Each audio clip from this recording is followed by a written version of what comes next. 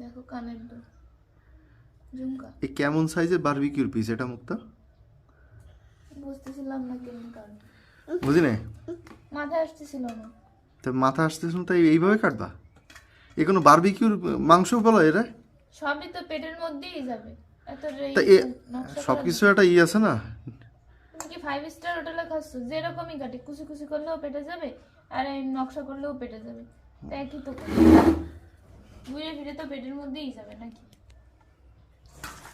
তাই মশলা কি বানানো ছিল আগে নাকি?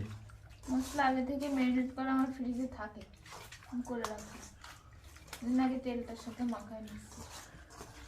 পাশে গ্যালারিতে একজন লোক বসে আছে, এই যে গ্যালারিতে দর্শক। আব্বু আম্মু কি করে?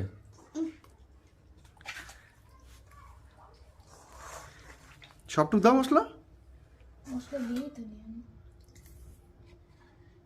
চিকেন ফ্রাই, বারবিকিউ সব মশলা রেডি করেই রাখা লাগে আমার।